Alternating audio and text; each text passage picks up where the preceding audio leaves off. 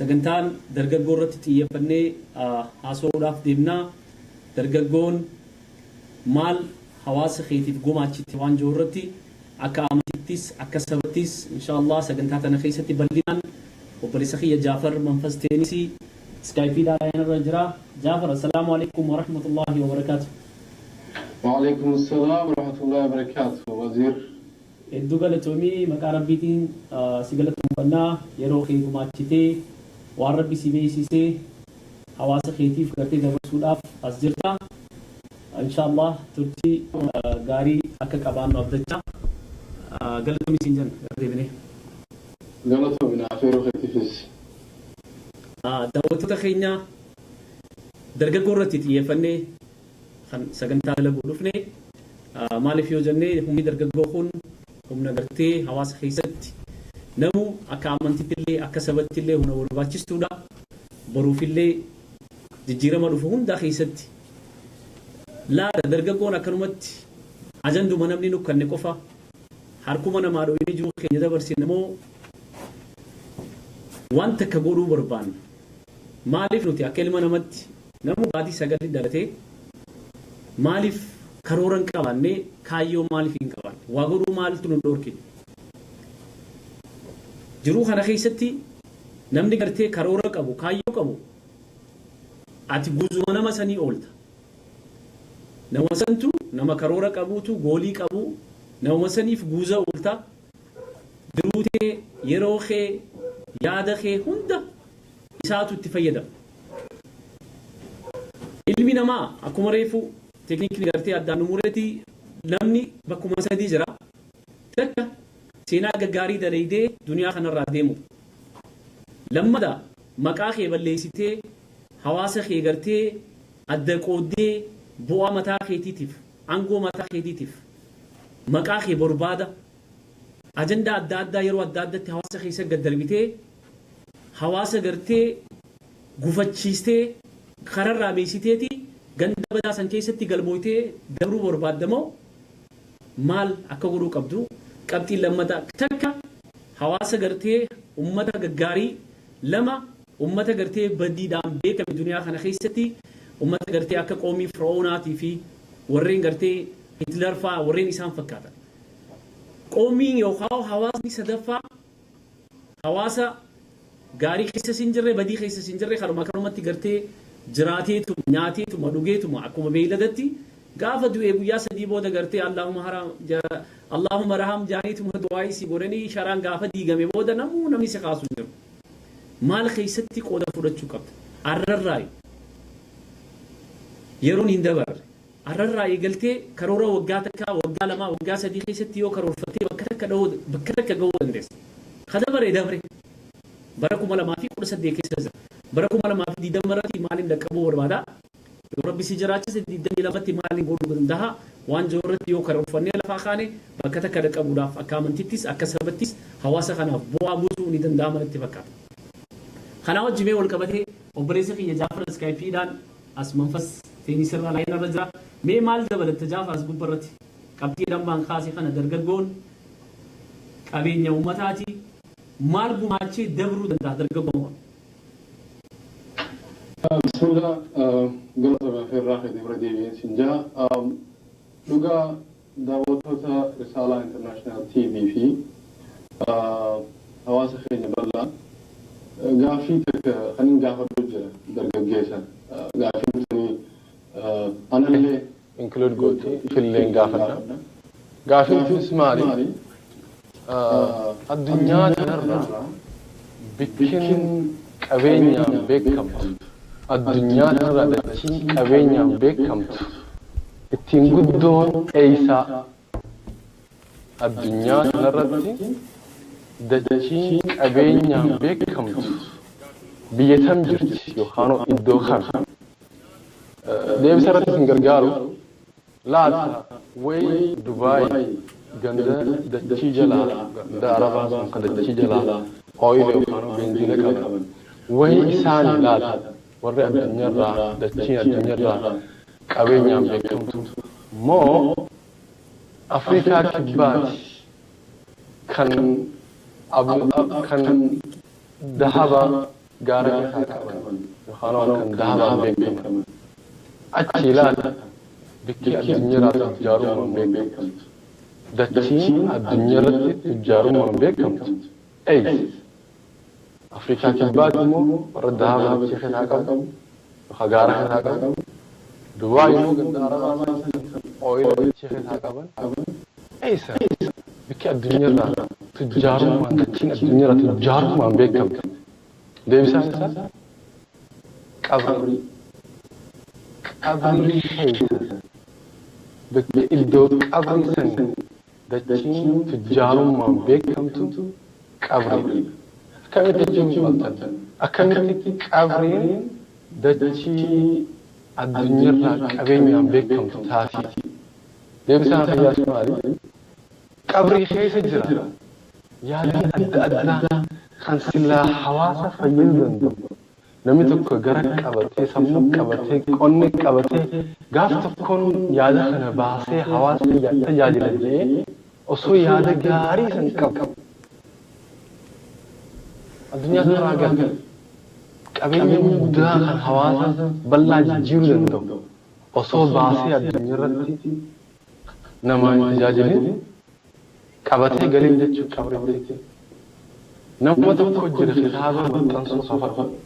kitaaba hawaasa tajaajiluu danda'u kitaaba sana osoo hin maxxansin akkasuma qabee qabri galeen tujjaarummaa qabritti idee jechuun ana haa ta'u isin haa ta'u warri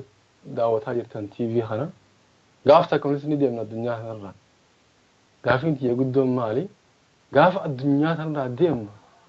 qabrii yoo deemnee ilaalla fakkeenyaaf amma qabrii namaa hundarratti yoo xiqqaate waa lamaa jira haa katabame takkaffaa guyyaa dhaloota isaa lammaffaa guyyaa namni san itti du'e sanii haala hin jiru wanni katabame irra guddaa maqaa isaa guyyaa dhalootaa guyyaa inni itti du'e laata haganuma barbaadnaa nuti addunyaa kanarraa guyyaa dhalootaa keenyaa fi guyyaa inni itti du'e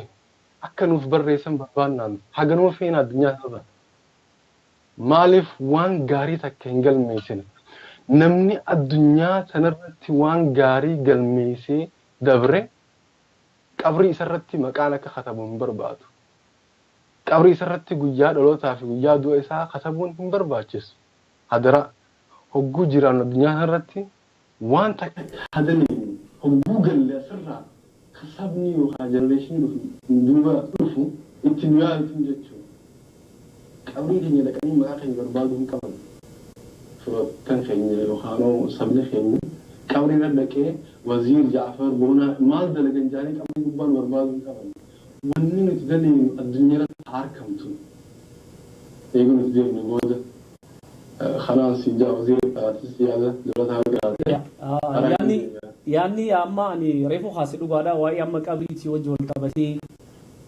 قرتي أتشي إلمي نما خون بكم تعداد ربي ساخني وصوت تيم فيدمين دنيا خنرا قلون مالتو أكا قرتي بكسن دنيا سن قرتي كابري سن أكادكو وصو حواسني قرتي إيقتو أفسو أكا أمنتي تاكا سبتي حواسني تهاجمو مالتو أكا روركي يعني قبتي تكالم إن شاء الله أسرت الأم بربادا تاكا سيستما ديكتاترا خيستي يرو قدتو قبرما خيستي يرو قدتو بيتك خيستي يرو ديكتاتري سيكابتي قبرو فتان يرو سيكابتي ليدرو تامتي خاومش فلورو تيتو والرئيس جل ديمو هو مشمالي يو أتي سلانا ما تتفاوتوا تاتي ليدري غارين ليدري حقا ليدري أمتا فدبته ليدري غرتي أمتا خراب دللي خررك أجيلشو حواسي إسا غرتي جلر راخاسي بلكينسا والبرسيسو راخاسي وليف أجزمو راخاسي والخبجو واللقيو حالات التجارمت حالات غرتي قدنا ديمتو رتي سيقاجيلش فعلاسني تقرتي حواسك إن خيستي دون متنرت ورجودان أكف كي يتخاسون دندا زمان رسول الله صلى الله عليه وسلم رسول الله خير قرتي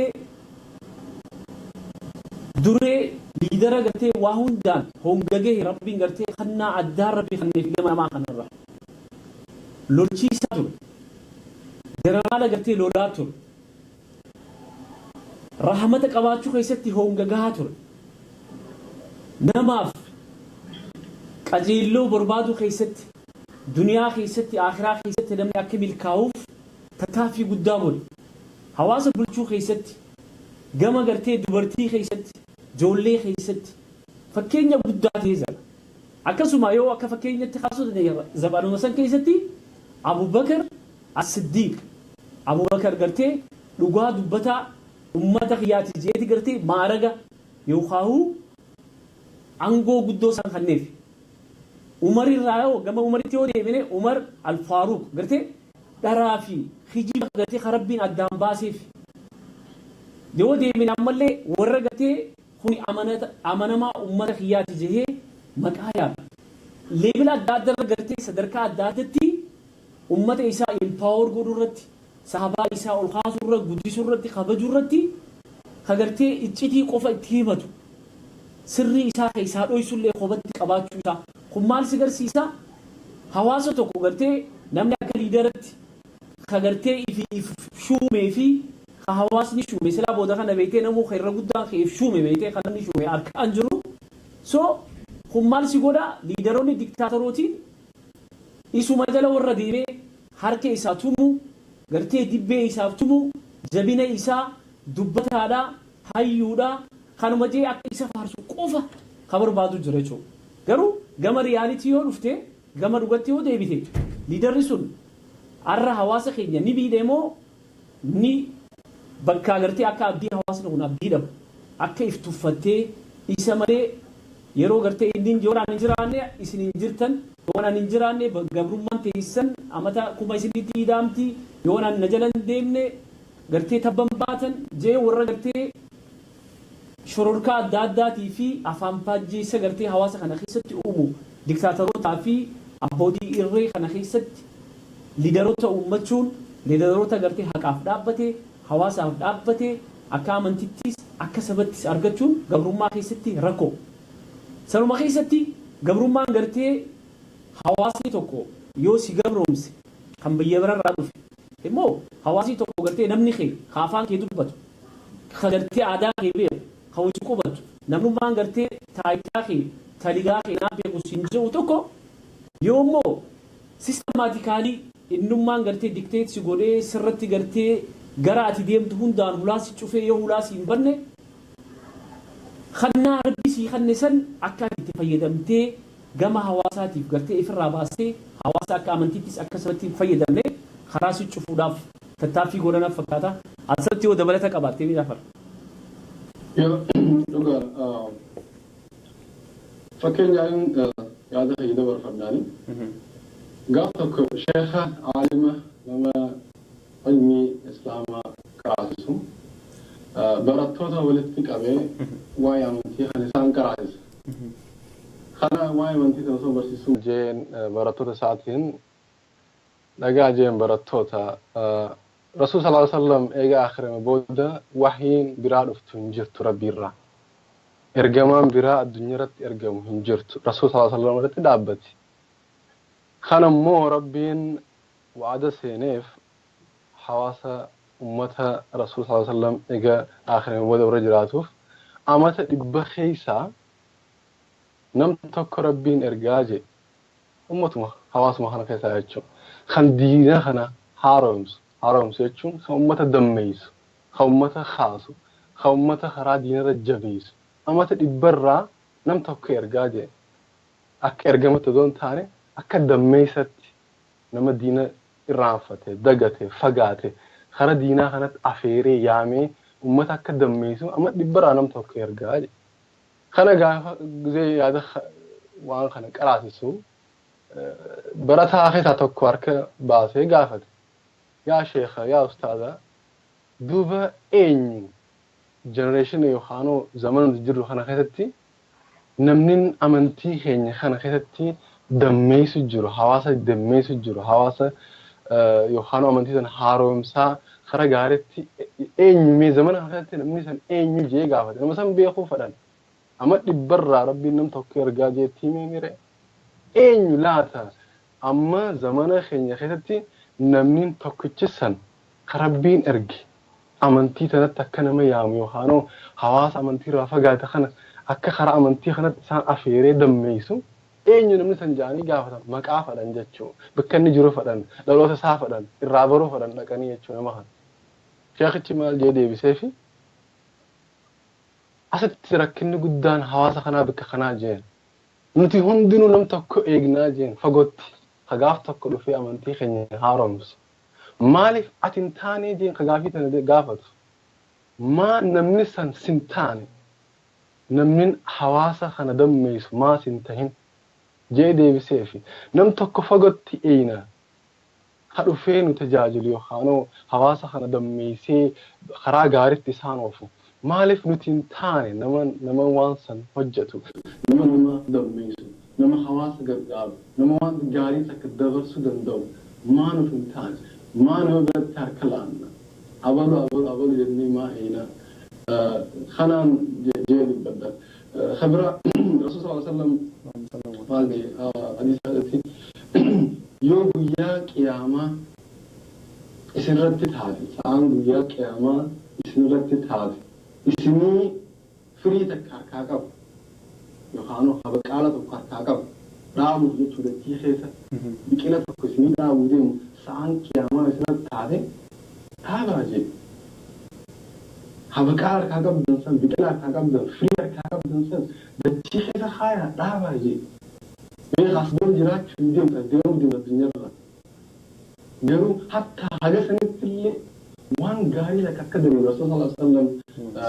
nu dhaamanii jiran jechuudha. Bara guddaan keenya maal yaadna guu qiyaamaan dhiyaate jaalle yookaan qiyaamaan geesse jaalle bara guddaan keenya nu yaadnu maal fiigi masgiida gale jilbiifadhu du'aa godhu waan qabdu facaasi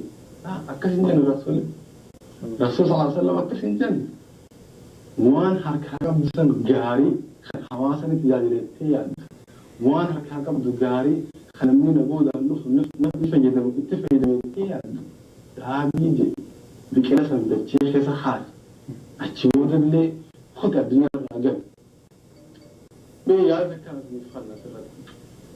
mee gaaf tokko addunyaa kana jiraatte jaanii isinii kannan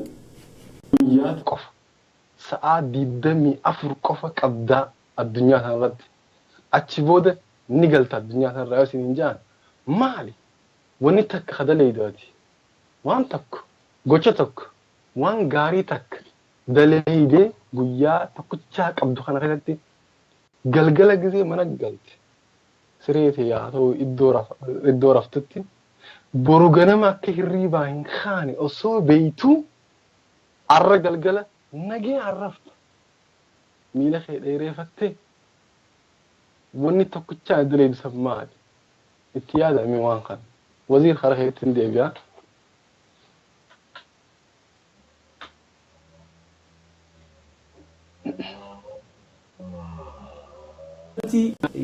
waa'ee achuma Rasuul sallallahu alaihi wasallam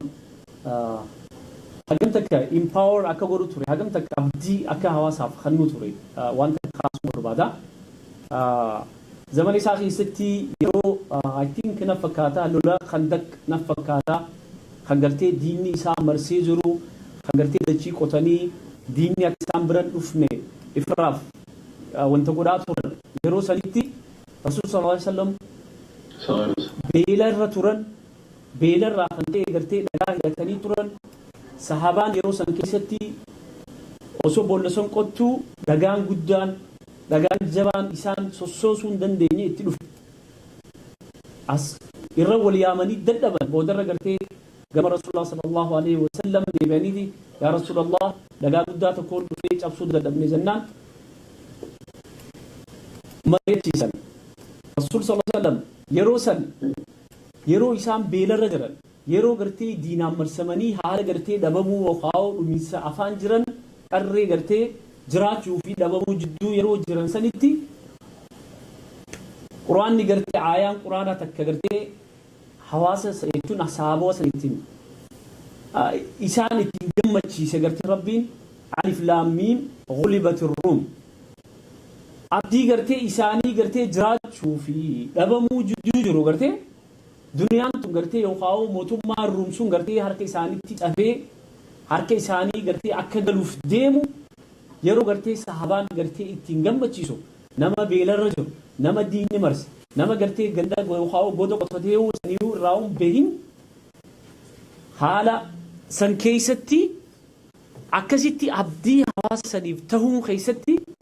barumsa gartee barumsa guddaa maal akka irraa fudhannu yeroo gartee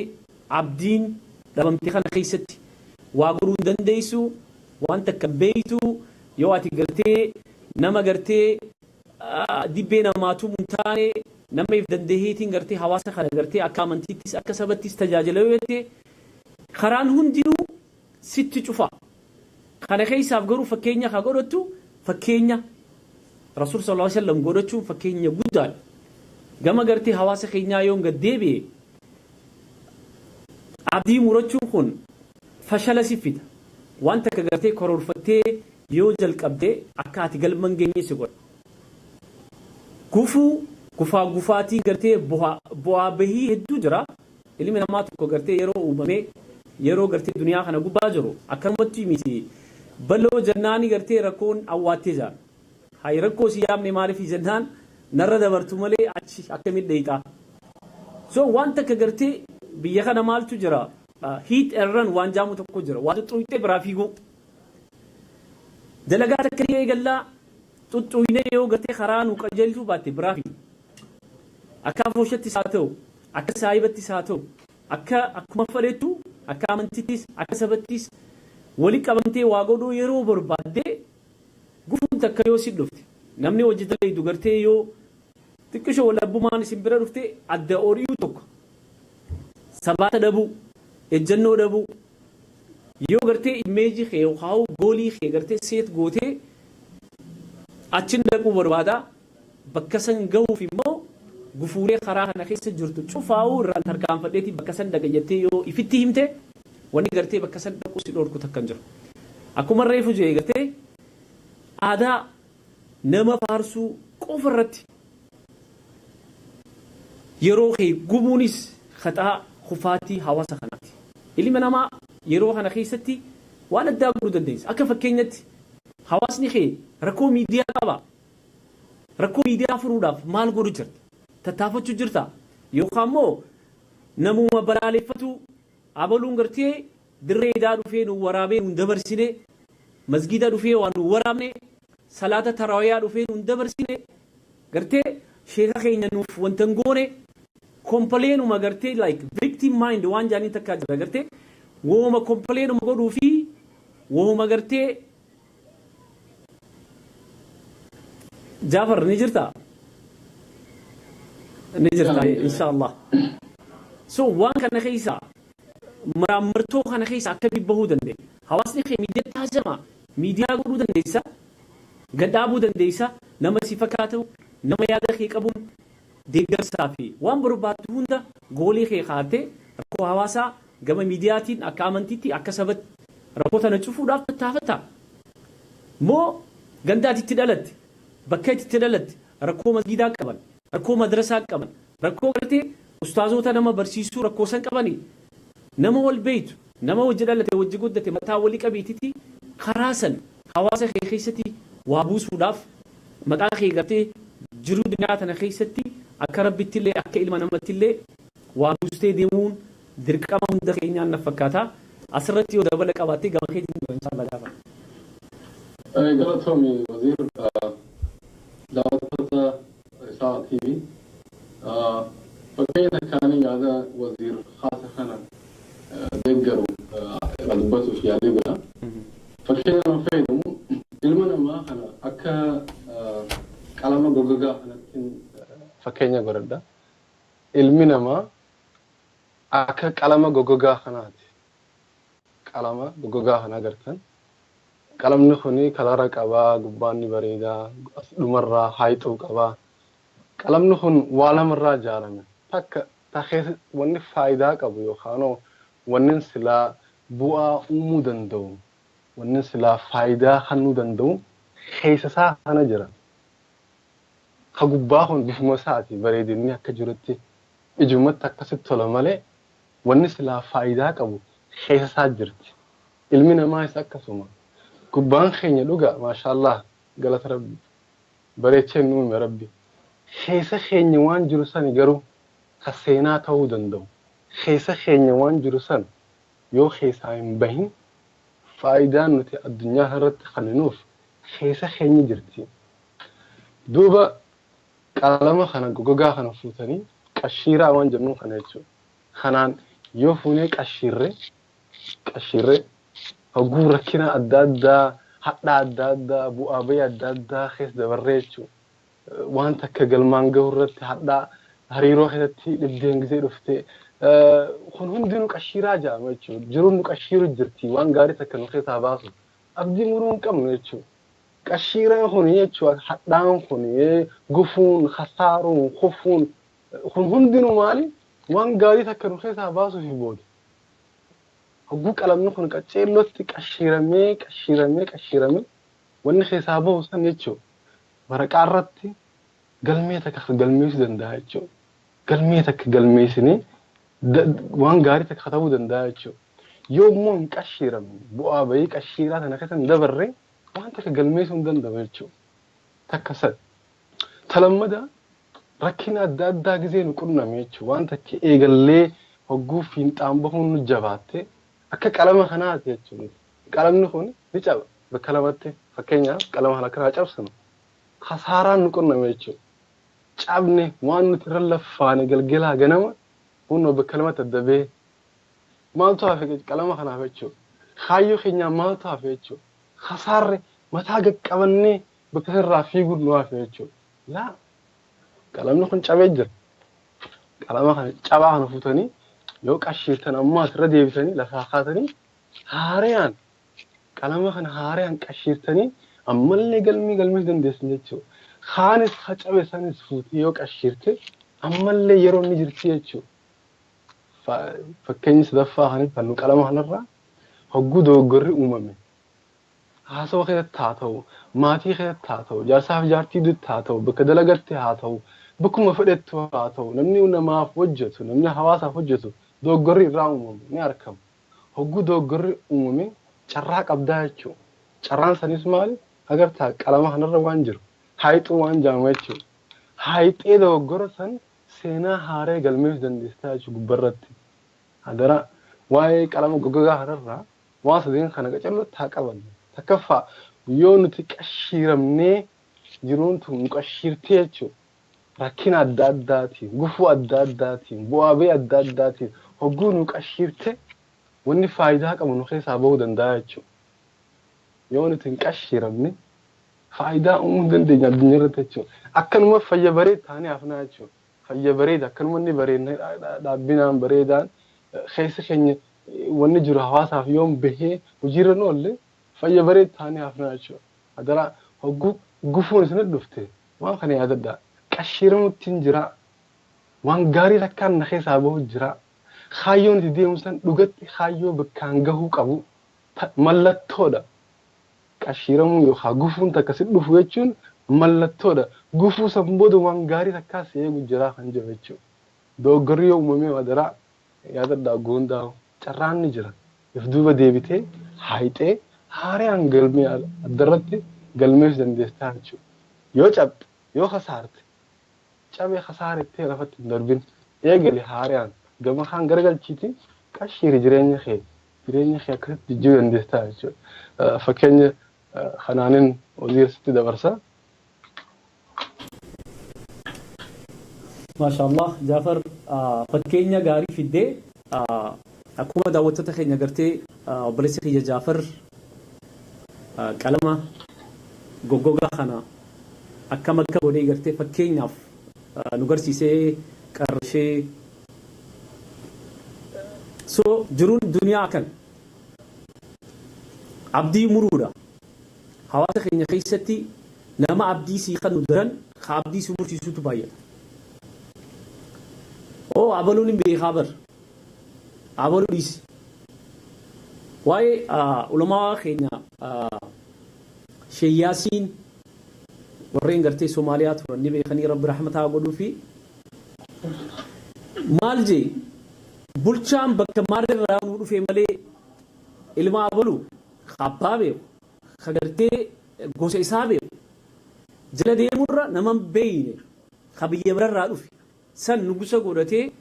matarratti gartee if shuumee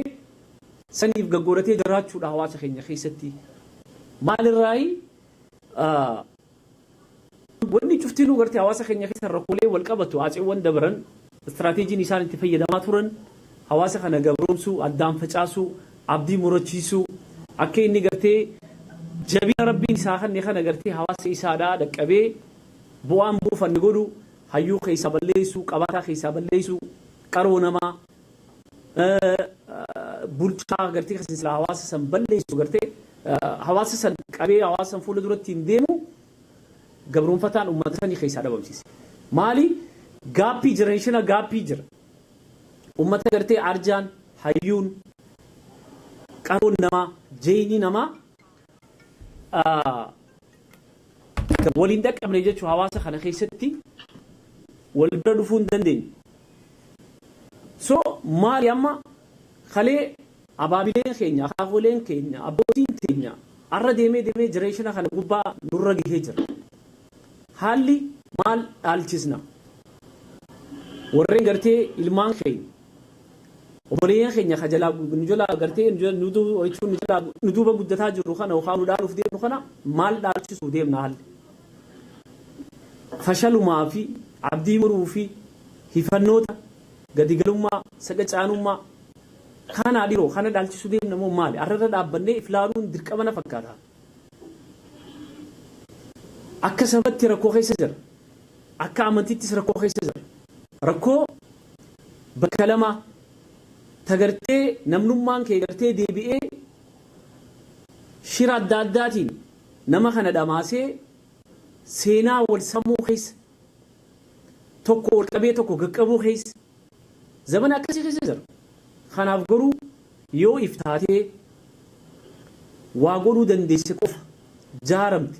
wal dhageesse hayyuu kee kabaje عالما خي خبج قد أخي خبجتي كأخيتي في رحمة قوتي قفا ركوا الدار داخل همني خيساتي وهمني على سرتي وفرة برارمو دن دي سنة فكرة يوخا أكما هولت أكما لونتي أبام فلخرا فليسي أوفي جروتي تانا عمتا ديدا معما صدوما وزمان ما تكو فارسيتو وخاونا ما تكو بلا عرفتو جرياتنا رادي خبايرو الدار داسي الدربان كان بيني habbanne ilaaluu danda'uun nurra jira summaali yoo nuti gartee waa godhuudhaaf fakkeenya bareedaa kaastereefu jaafar fakkeenya tokko gartee nama waa daawwatu tokko gartee maaltu maal ta'e jee gartee informationaaf hawaasa informationa gaafata kutaan sadaffaadhaa gartee nama waa uumuu danda'u maal uumuu dandeenya akkuma reefu kaase rakkoo masgiidaa madrasaa miidiyaa ulamaawota keenya cinaa dhaabbachuu hayyoota keenya cinaa dhaabbachuu seenaa hayyoota keenyaa kan ukkaamseen kan asxuuwwan dabree gartee ukkaamtan yeroo ati jirtu kanarratti qabrii gartee dhagaa ammas deebisanii irra dhaabuudhaaf yeroo agartu maali rispoonsiin ati gootu hattuu keetiin hattuu jechuu danda'uun badaa keetiin badaa jechuu danda'u jallaa keetiin jallaa jechuu danda'u badaa keetii fi hattuu kee gartee bobaa kee keessa dhooyfattee kanamatti gaafa quba dhaalte kufaatiin ta'e gaafa sani so hawaasa gartee nama isaaf dalageef galata galchu nama isatti gartee jallina oofu fakkeessee maraammartoo itti dhee illima adda addaa keessa na'uudhaaf tattaafatu gisee gartee no dhaabbadhu silaa kalee gartee abbootiin keenya gartee namoota gartee qabsoo Oromoo keessatti shira hojjechaa turan dhaabsisanii arras silaa gartee waan bareedaadha laallee guddinaa fi dagaaginaa fi barumsaa fi hawaasa kana gartee fuula duratti oofuudhaaf silaa tattaaffiin fajiru arras wama sanii jira jenereeshinii jijjiirame yeroo inni jijjiiramtee kalee teknooloojiin hin turre arra gartee teknooloojii jira lolli lolo teknooloojiiti maal godhuu qabda amantii tee cinaa dhaabbachuuf saba kee cinaa dhaabbachuuf seenaa ulamaawotaa fi hayyoota Oromoodhaa kan akkamitti kitaaba irraa barreessuun haa ta'u dokumantarii adda addaa dalaguun haa ta'u akkamitti jiraachistaan dargaggoo yookaan qeeroo amma jirtuuf akka gaafittiin dhiisuu barbaada wanni asirratti dabaltee jiraatu carraan kana jaaladha. Dugala Tommy anis akka maayitti waan yaada barsee jiraate gaafii fi fakkeenya dasa jaagdee haasawaa keessatti gaafii takkaan qaba amma fakkeenyaaf leenci maalii fi mootii bosonaati. Gaafii tana yoo itti ilaalle leenci maaliif mootii bosonaa ta'e yookaan bineensota bosona keessa jiran keessaa meeqaan tamii jira kan leencarra caalu humnaan haa ta'u fiigichaan haa ta'u malaan haa ta'u qaama qabaachuun haa ta'u dheerinaan haa ta'u meeqaan tamii jira kan leenca caalu meeqaan tam heddumminaan arba fudhadhu fakkeenyaaf arbi tokkichi leenca 20-15 ta'a arbi tokkichi yoo leenca miila tokkoon dhahe cabsee daahuu danda'a jireenya isaa keessatti garuu arbi gisee leenca agare reakshinii inni godhu maali dura leenca inni agare dura fiiga dura dhaabbatee wajjin lolu qabsoon godhu wajjin maaliif jennaan leenciin akka mootiitti amanee jira jechuudha fudhate mee irrina leenci qabu kan ilaala dheerinaan takkaffaa miti fiigichaan takkaffaa miti qaamaan takkaffaa miti hatta sammuudhaan illee bineensa biraa meeqaan tamii jira keessarra yaadu irrina dila kanaa wajjin leenci mootii bosonaa ta'e jechuudha maaltu isa godhe maali wanni inni adda qabu odoo irrina dila kana qabu maali wanni isa adda godhe onnee isaati kaayyoo isaati leenci gisee arba guddaa san arkee dhoomameeti lafa qofaa yaadu leenci gisee arba arke wanni inni yaadu maali wanta kan itti dhaqqabee galma xiyyaa nyaata xiyya risqeetii itti dhaqqabeetumaan ajjeesee nyaadhaa jee lafaa ka'a arbi gisee leenca agaree wanni honna nyaata jee dura fiigaa jechuudha onneedha dhugaa ni beenuutu hundinuu rakkina adda addaa himanna ani barumsa hin qabu ani sammuutti qaceellatti hin yaaddu ani creativity hin qabu ani talent hin qabu ani balayyan jajjabaa hin qabu ani hawaasni xiyya warra baratee miti ani mana tijaarraan dhufne ani miskiinummaan na jira rakkina dila kana himanna walaakin seenaa leencaa san yaadadha rakkina dila kana leencinas nama qabaa bar garuu inni mootiidha rakkinni dilli ati himattu kun kaayyoo keetirraa akkas hin deebisin yaadara laala fakkeenya takka kabiraa dabaluudhaaf leenci waajjira qabate kana waraana lama hawa dirree waraanaa dhaqanii walitti seenuu deeman dirree lolaa harbii uumuu deeman jechuudha waraanni tokko akka jirutti loltuun waraanaa leenca loltuun waraanaa dachiisarra jirtu akka jirutti baay'inni isaanii leenca ajajaan waraanaa dura ta'aan dura bu'aan isaanii hoolaadha. Loltuun akka jirtutti leenca dura ta'aan isaanii hoolaa. Waraanni biraa kan gamas dhaabbatu immoo akka jirutti loltuun waraanaa hoolaadha. Ajajaan waraanaa sanii immoo leenca. Mee waraana kana lamee kana ilaalaa wal biratti. waraana lamee walitti dhufan kamiitu mooha waraana ajajaan isaanii leencaa loltuun hoolaa moo waraana leencaa ajajaan isaanii hoolaa kamiitu moohuu danda'a ka ajajaan hoolaa saniitu mooha moo ka ajajaan leencaa ka duubni isaa hoolaa saniitu mooha ni beena deebisaa isaa so adaraa wanni feete seenaa nu duuba jirtu seenaa feete taatullee nuti warri dura jiru yoo jijjiirama finne waan feene galmeessuu dandeenya addunyaa kanarratti adaraa rakkina qabnu qofa irratti akka fokas hin goone rakkina hedduu jira san haa dhiisnu maal godhuu dandeenya rakkina kan overcome goone gubbaa dabarree maal gumaachuu dandeenya amma sana yaadnu amma taagadaa yoo rakkinni himachaa dhufne bakka san irraan siinu achuma teenyaa jechuudha har'a guyyaa rakkina himannuu miti guyyaa maal gumaacha goonaadha gabaabsee kanaan galatoom ما شاء الله يبسبري دادا برسخي جعفر سجنتان تينيا قامت أمورا ديما جرتي سجنتا خنا بودا إن شاء الله سجنتا قاف ديبي أكسومس سجنتا واي علماء خينيا هيو خينيا واي دكتور شيخ محمد رشاد العتيسي سجنتا دا خن قبلني سنيدان تاها مي جعفر سجنتا تينيا تارا سجنتا درجو حواس خيتيف مال بوماتشي تجو خن خيستي قبتيني تكرك خاصني توري بيان كون سجنتان تو سجنتا هاروا وني جرتو اكرام سمايتي وني دامتو جراتي داوتو تخينيا سومان بيسي سودا توربان دو بلبلالي فرچا دينا مutannoo hawaasni qabu dargaggoon qeeroon qabdulee bilbila isaanii fudhanii yaada isaanii dhageeffannee yaada isaanii irratti inshallah nuti yaada waa rabbiin waraaf sirraa kan nuta dhaamsi maayyoo jiraatee sagantaa tanni goolamna dhaamsa maayyii carraasii kanna inshallah ay galatoomi daawwattoota risaala kabajamtoota jechi maayyii kanin dubbadoo jiraate die empty eche ingiliffaan jaan tokko jira hogguu addunyaa irraa galtu duwwadhu energy humna yaada mala adda addaatiin guutamnee jirra hogguu addunyaa irra jiraan hogguu gallummoo kana hunda fuunee akka qabritti hin galle dara gaaf tokko ilmi namaa dhufee qabbii gubbaa dhaabbatee yaa waziir yaa jaafar سيجتشافين برا الدنيا هربتي فرمات دبي سلاء يادك أبدسن باستي الدنيا تناقوماتي علمتك سلاء ركنتك شيء ثاني با أكا جي غافي سنغافل هجو الدنيا تنراقلت